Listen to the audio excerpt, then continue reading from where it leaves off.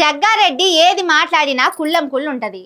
Mic ముంగడి పోతే కడుపులో ఏదుంటే అదే బయటకు వస్తుంది. రేవంత్ రెడ్డి పిసిసి ప్రెసిడెంట్ కాకముందు అయినాక మాట్లాడిన ముచ్చట్లు కూడా అంతే. రేవంత్ రెడ్డి బచ్చా, ఆయన ఏమన్నా హీరో అనుకుంటున్నాడా అని అప్పట్లో మాట్లాడింది కూడా కుళ్ళం కుళ్ళే. హగో అట్లనే ఇప్పుడు కూడా ఉన్నది ఉన్నట్టు మాట్లాడిండు.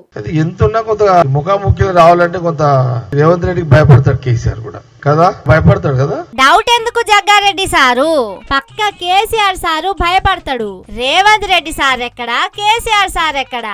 తెలంగాణ సీఎం రేవంత్ రెడ్డి సార్ తీరుగా చేయాలంటే కేసీఆర్ సార్ కు వణుకుతది. అవును సారు, తెలంగాణ తల్లి విగ్రహం చేతుల నుంచి మన సంస్కృతికి గుర్తైన బతుకమ్మని తీసేయాలంటే కేసీఆర్ సారు భయపడతాడు. ఆంధ్ర చంద్రబాబుకు కోవట్టుగా మారి తెలంగాణ ప్రయోజనాలు బాబు కాళ్ళ దగ్గర తాకట్టు పెట్టాలంటే భయపడతాడు. తెలంగాణ చిహ్నంలా కాకతీయుల తోరణం, హైదరాబాద్ గుర్తు చార్మినార్ తీసేయాలంటే భయపడతాడు.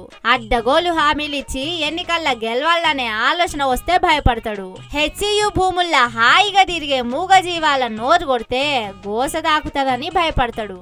ఎందుకు భయపడడు? ఖచ్చితంగా భయపడతాడు. రేవంత్ రెడ్డి సార్ తీరుగా కేసీఆర్ సారు ఏడనన్న పెద్ద పెద్ద ప్రాజెక్టులు కట్టిండా? ఆడిబిడ్డ పెళ్లికి 1,00,000 రూపాయలు ఇవ్వాలనే ఆలోచన చేసిండా? పుట్టిన పిల్లలకు కిట్టులు ఇచ్చిండా?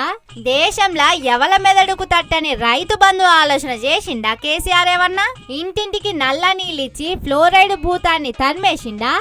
ఏం చేయలేదు కాబట్టి రేవంత్ రెడ్డి సార్కి కేసీఆర్ సారు భయపడతాడు.